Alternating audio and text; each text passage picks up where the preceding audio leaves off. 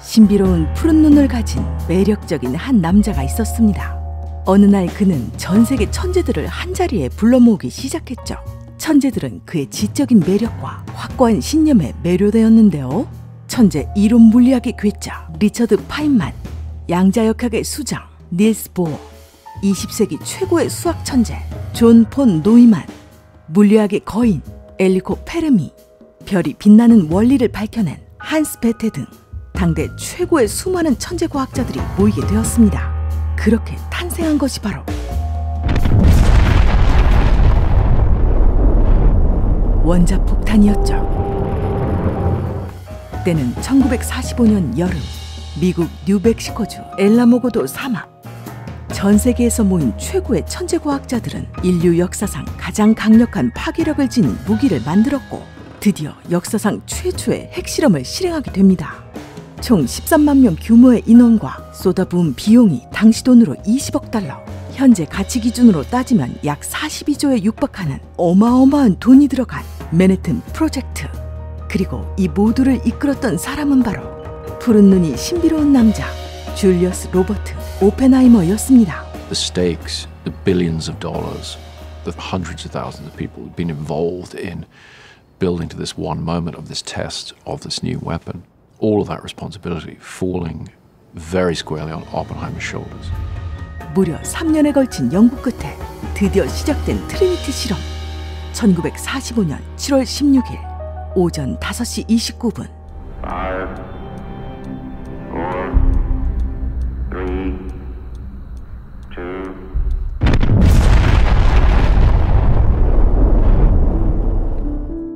2. 실험은 대성공이었죠. 이후 이 역사적 순간은 전 세계를 변화시키게 되고 우리나라에도 막대한 영향을 미치게 됩니다. 이 막강한 핵무기는 왜 만들어지게 된 것이고 오펜하이머는 어떻게 그 수많은 천재 과학자들의 리더가 되어 이 엄청난 일을 해낼 수 있었던 걸까요? And virtually nobody expected Oppenheimer to be named the director of the Weapons Design Laboratory. He was kind of this ethereal personality. He had no record of having big achievements. One of the scientists who knew Oppenheimer said, "This is a man who couldn't run a hot dog stand." Oppenheimer's friends felt that he was a divided man, not quite sure of his identity. 1900년부터 1920년대는 전기와 자동차, 비행기가 일상생활에 쓰이고 과학계도 놀랍도록 빠르게 발전하는 시기였죠. 1904년 4월 22일 유대인 집안에서 태어난 오펜하이머는 독일에서 미국으로 이주해 의료 사업으로 엄청난 부를 쌓은 유대인 아버지와 화가인 어머니 밑에서 부유하게 자랐지만 She was a nervous person. She really didn't let this little boy go outside. And he was very sheltered and extremely socially awkward. 그래서인지 오펜하이머는 또래 친구들과의 교류가 아예 없었고 타인과 소통하는 법도 몰랐습니다. 한 번은 14살 여름 캠프 때 다른 아이들에게 괴롭힘을 당한 적도 있었는데요. He said later they put him in the ice house all night, naked, and painted him green. Oddly enough, Oppenheimer didn't protest. He just took his punishment stoically. 그렇게 좀 특별했던 아이 오펜하이머는 반에서 1등을 놓치지 않았고 동급생이 모두 우러러볼 만큼 뛰어난 지적 능력을 가지고 있었죠. 고교 시절 그리스어를 습득해 플라톤의 저서를 원서로 읽을 수 있었고 힌두교 원전을 영어로 번역하기도 했습니다. 이후 오펜하이머는 하버드 대학의 화학과에 들어가 3년 만에 최우수 성적으로 졸업한 후 영국 캠브리지 대학교에서 물리학을 배웠는데요. He ends up in a laboratory that's really about experimental physics, and he is not good at that. He doesn't really know how to do an experiment with his hands. 실패에 익숙지 않았던 그는 우울해졌고 자신감은 바닥을 치게 되었죠. This came to a head when he had what I think can only be described as a nervous breakdown. One of his friends stumbled upon him in an empty classroom where Oppenheimer was standing at the blackboard, muttering to himself over and over again, "Point is, the point is, the point is." He could never finish the sentence. 불안한 정신 상태였던 오펜하이머는 자신의 지도교수 패트릭 블래킷의 책상에 독을 바른 사과를 두는 기행까지 하게 됩니다. 다행히 교수는 그 독사과를 먹지 않아 목숨을 건졌고 오펜하이머는 벌을 받는 대신 정신과 치료를 받게 되죠. He literally came close to committing suicide at that point. He saw a psychiatrist as a result of this, and the psychiatrist said that he's kind of living in his own world. I never did anything or thought anything or knew anyone where I didn't feel about myself the deepest loathing. 그렇게 불안한 시기를 보내던 오펜하이머는 독일의 괴팅겐 대학으로 가게 되는데요. 마침 그 당시 독일에선 새로운 학문, 양자역학이 태동하고 있었습니다. At the time, it was sort of a golden age of physics. It's a very exciting time to be a theorist. And if you are young and quick and willing to think weird ideas that nobody else has ever thought, you can potentially make a huge amount of progress and a name for yourself. 오펜하이머는 이곳에서 막스 보른을 스승으로 만나게 됐는데요. 막스 보른은 양자역학이라는 용어를 처음 사용한 사람으로서 가장 영향력 있는 이론 물리학자 중 한 사람이었죠. 그는 괴팍한 문제와 오펜하이머의 결점보다는 장점을 봐주며 오펜하이머의 이야기를 잘 들어줬다고 합니다. 막스 보른 덕분에 오펜하이머는 이론 물리학자로서 활짝 꽃을 피울 수 있었죠. He meets some of the leading physicists in Germany at the time, Heisenberg, who, ironically enough, would lead the German atomic bomb project. 이후 오펜하이머는 하이젠베르크뿐만 아니라 닐스 보어, 폴 디렉과 같은 당대 최고의 과학자들을 만나 교류를 하게 되었고 수십 편의 논문을 쓰며 이론 물리학자로서 더욱 크게 자리매김을 하는데요. 25살이라는 젊은 나이로 1929년 미국 버클리대 교수로 재직하며 양자역학과 천체물리학 등에서 성과를 내기 시작합니다. 그리고 시간이 지나 And Oppenheimer was horrified by the rise of Hitler. His sense of his own Jewishness made him immediately and massively aware of the danger of fascism. 이후 많은 유대인 과학자들이 독일을 떠났죠. Albert Einstein flees to the United States. He leads a vanguard of refugee scientists, virtually stripping German universities of their best minds. 오펜하이머의 스승 막스 보른도 나치의 탄압을 피해 독일을 떠나야 했습니다. 이런 사실을 알게 된 오펜하이머는 정치에 관심을 갖게 되죠. 이후 1939년 제2차 세계대전이 터지게 되었을 때 이미 독일은 우라늄이 중성자와 만나면 막대한 에너지를 내며 분열한다는 사실을 발견한 상태였는데요. Word has just come through from Germany that the uranium atom under neutron bombardment actually splits into two parts. Initially, Oppenheimer can't believe it. He runs to the blackboard and does some mathematics, and he comes to the understanding that you could use fission to generate energy. 물질을 순수한 에너지로 변환하면 그 양이 어마어마하다는 것은 이미 아인슈타인이 확실히 증명했습니다. 바로 그 유명한 질량과 빛의 속도 제곱이었죠. And they also realized very quickly that it might be possible to make a weapon of untold destruction. We were deeply worried. After all, the discovery of fission was in Nazi Germany. Nazi Germany could potentially build a nuclear bomb. 이러한 위험성을 알고 있던 망명한 과학자들은 자신들 중 가장 유명한 아인슈타인의 이름을 빌려 당시 대통령이었던 프랭클린 루스벨트에게 사태의 심각성에 대한 편지를 보냈고 Certainly the first motivation for the scientists was to beat the Germans to the bomb. 결국 루즈벨트 대통령은 철저한 보안 아래 대량 살상 무기를 개발하는 군사작전 맨해튼 프로젝트를 실행시켰는데요. 이 프로젝트는 미군이 주도하고 영국, 캐나다가 참여한 대규모 핵무기 개발 계획이었습니다. 그리고 이 프로젝트의 총책임자로 미 육군 소장 레슬리 그로브스가 임명되는데요. 그는 대령 시절 미국 전쟁부의 새로운 청사인 펜타곤을 6개월이라는 시간 동안 빠른 속도로 완벽하게 건설해내면서 능력을 인정받았던 인물이죠. 그는 펜타곤을 잘 만들었으니 원자폭탄도 잘 만들 거라는 기대를 받으며 맨해튼 프로젝트의 총책임자가 된 것이었습니다. 그러나 레슬리 그로브스는 군 책임자였지 과학에는 전문가가 아니었기에 원자폭탄을 연구하고 제조할 과학자들을 모아야 했죠. But he knew that we're talking about the people who are the finest scientists in the world. These are prima donnas. And now you have to have somebody who's going to be the whip master. You have to have somebody that understands the physics, who has a reputation. 그러던 중 그로브스는 오펜하이머를 만나게 됩니다. When meeting Oppenheimer, you were immediately impressed. There wasn't a better man. 그로브스는 학계 지도자들의 반대를 무릅쓰고 오펜하이머를 선택했죠. 그는 오펜하이머가 최적의 조합을 이뤄내는 능력을 보았습니다. Oppenheimer had never led any large enterprise, but Oppenheimer was really good at explaining things. He was extremely charming, and he had this ability to sort of hold a lot of things in his head at once and keep aware of how they all fit together.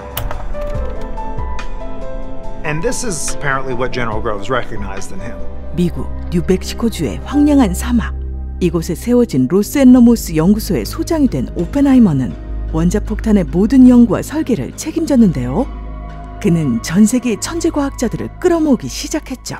He would say, I unfortunately can't tell you what we're doing, but I can tell you that if we succeed, it's likely to end this war. If you had the choice of fighting the Nazis by going to this exotic mountaintop and doing the greatest physics in history, I would have been on the next train. 꼴초였던 천재 오펜하이머. 그는 노벨상을 받은 수많은 천재들의 리더였지만 정작 자신은 노벨상을 받지 못했죠. 하지만 한스 베테는 우리 중에서 가장 머리가 좋다고 오펜하이머를 평가하기도 했는데요. 그의 특이하고 흥미로운 카리스마는 이들의 마음을 사로잡았습니다. Oppenheimer was famous for mixing his gin martinis. He persuaded his scientists to work very hard during the week and to party hard on the weekends. Everyone was hungover on Sunday morning, but they worked a lot, and they worked hard, and they worked together. And that was largely Oppenheimer. 하지만 아무것도 없는 맨 땅에서 단지 가능하다는 이론만 가지고 시작된 맨해튼 프로젝트는 커다란 문제에 봉착하게 되는데 The plutonium turned out to be so reactive that you couldn't fire it up a barrel even at 3,000 feet per second. It would fizzle, would melt down before it got up the barrel. Maybe this whole plutonium thing had been wasted, hundreds of millions of dollars to develop plutonium. 로스앤러모스 전체가 시리에 빠졌고 우울해진 오펜하이머는 소장직을 사임하려 했지만 동료 과학자들은 반드시 성공시키자며 그를 말렸죠. The Allied forces have nearly 3 million troops trained for the assault. On the other side of the channel, the Nazis also know what the Allied forces are preparing for. And they are making preparations of their own. 이렇게 긴장이 고조되고 있을 무렵 오펜하이머는 독일의 폭탄 개발이 어떤 상황인지 몰라 매우 걱정하고 있었습니다. 이때 마침 제안된 설계안이 내폭 방식이었죠. The way implosion in a nutshell works was they had a solid ball of plutonium, just a solid sphere of it, about the size of a softball, maybe a little bit smaller. And this is encased by tons of high explosives. And these high explosives are really specially made so that when they explode, they're going to end up sort of focusing a blast wave, pushing on the sides of it. Every angle of this is going to be being pushed upon with a lot of explosive force. If it were asymmetrical, it probably wouldn't work. 핵 물질이 순간적으로 중앙에 동시에 모여야만 폭탄이 작동하기 때문에 아주 정교한 계산과 설계가 필요했습니다. 여기엔 수많은 천재 과학자들의 노력이 들어갔는데요. 당대 최고의 핵 물리학자 한스 베테와 위트 넘치는 천재 물리학자 리처드 파인만은 핵무기의 수율을 계산하는 베테 파인만 방정식을 만들었고 핵 개발 속도를 매우 빠르게 만들어주는 이 방정식은 미군 군사기밀로 지정되어 있다고 합니다. 세계 최초의 원자로인 시카고 파일 1호를 완성시킨 엘리코 페르미는 핵무기의 핵심 기술인 원자핵 분열 연쇄 반응을 제어하는 데 성공해 원자폭탄의 설계자로 불렸죠. 그리고 천재 중의 천재, 20세기 최고의 수학 두뇌로 불리는 존 폰 노이만은 고폭발성 렌즈를 만들었는데요. 플루토늄을 이용한 원자폭탄의 중요한 기폭 장치로 볼록 렌즈가 빛을 모아주듯 핵물질을 한 곳에 집중시키는 장치였고 이는 맨해튼 프로젝트에 결정적인 도움이 되었습니다. 그렇게 치밀한 연구 끝에 가장 적합한 형태로 만들어진 32면체의 내폭 방식 원자폭탄. 그러던 1945년 4월. We interrupt this program with a special bulletin. President Roosevelt is dead. FDR dies, followed by Hitler committing suicide. Hitler's empire burns and shrivels. The bomb was conceived in a kind of anti-Hitler fervor. By the spring of 1945, Hitler's out of the picture. The Nazis are no longer a threat. Hitler's not going to build an atomic bomb and drop it on New York. 히틀러가 죽고 더 이상 나치의 위협도 없는데 이제 원자폭탄도 필요 없어진 걸까요? 하지만 프로젝트는 중단되지 않았습니다. Harry S. Truman was sworn in as President of the United States. By the time Truman gets to the presidency, the wheels are in motion. This bomb is going to be dropped somewhere. With the death of Hitler, the target then becomes Japan. The never-ending air campaign against Japan's stolen empire continues as B-24s hammer installations in the Palau Islands. Losing young men in large numbers was a day in which thousands of Americans are dying. 일본의 패배는 기정사실이었으나 항복을 받아내는 건 다른 문제였죠. In a world of atomic weapons, wars will cease.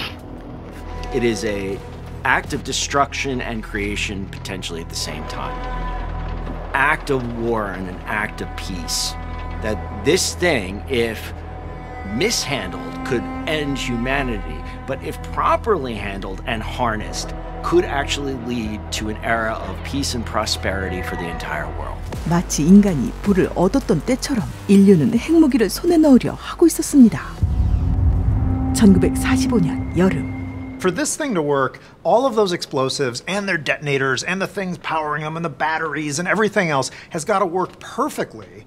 And there wasn't a really good way to figure out if that was actually going to happen, other than setting off a full-size test.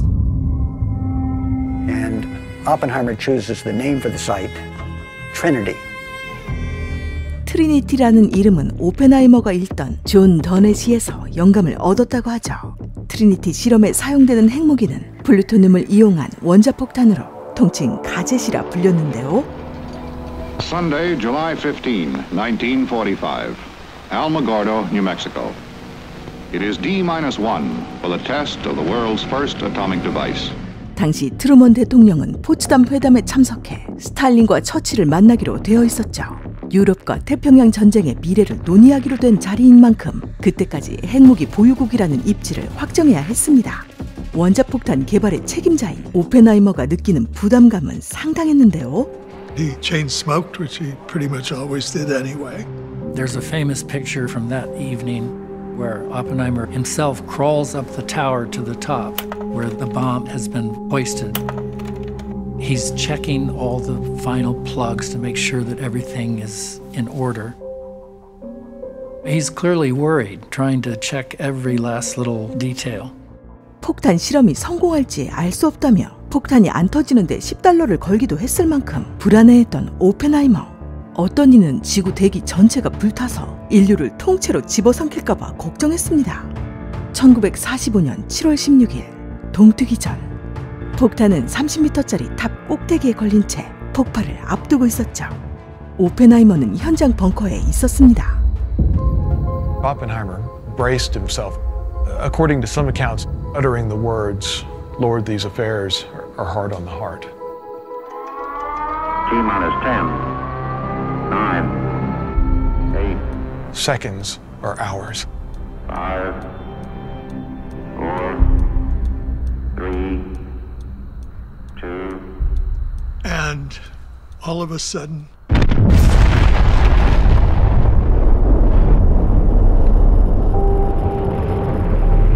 오전 5시 29분 45초 세계 최초의 원자폭탄은 성공적으로 작동했습니다.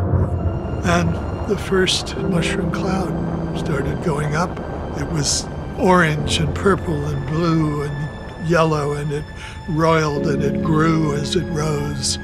버섯구름은 12km 상공까지 치솟았으며 충격파는 160km에 있는 사람도 느낄 정도였다고 하죠. 한낮의 태양보다 더 강한 빛과 뜨거운 열기는 이 실험 이후로 세상이 예전과 다르게 나아갈 것이라는 걸 알려주는 듯 했습니다. There's never been a moment like that in the history of the world.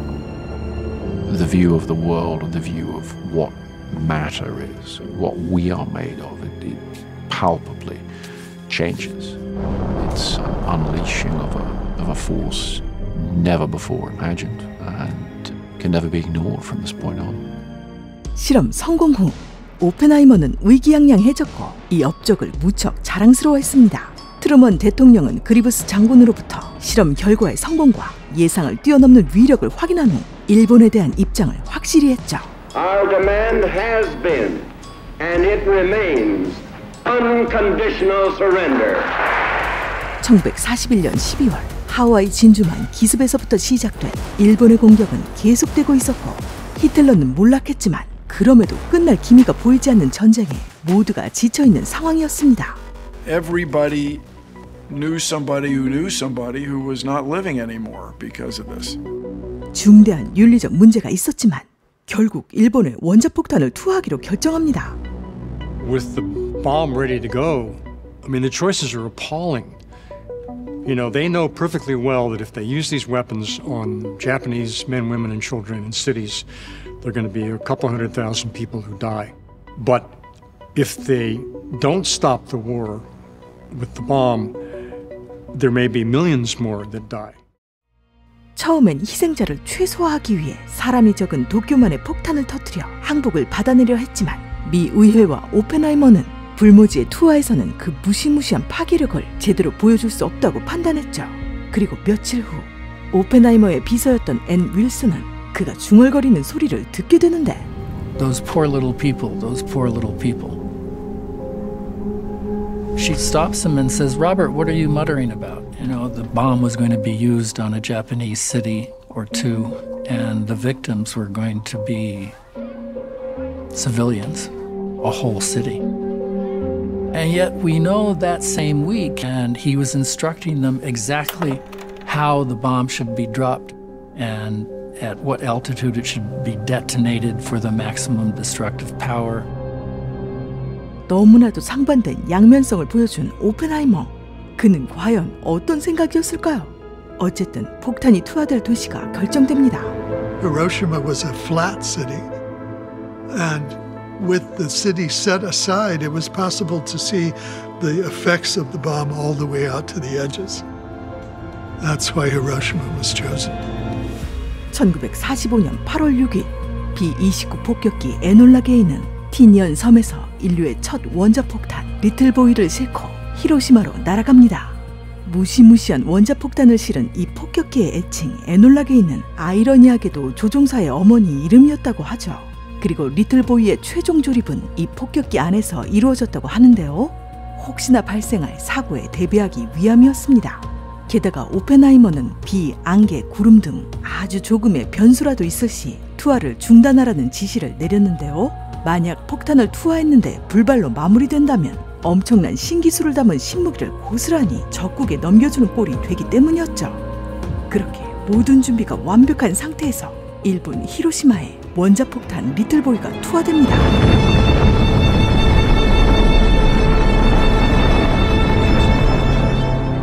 When I was a little kid, there were 7 rivers running through beautiful riverbanks. Water was clear. It was all over sound of happiness. But the sound of the explosion came like a rage of the earth. 히로시마 인구 34만 3천여 명 중 10만여 명이 그 자리에서 즉사했고 We have spent more than $2 billion on the greatest scientific gamble in history, and we have won. 사흘 후 나가사키의 두 번째 폭탄 팻맨이 투하됩니다.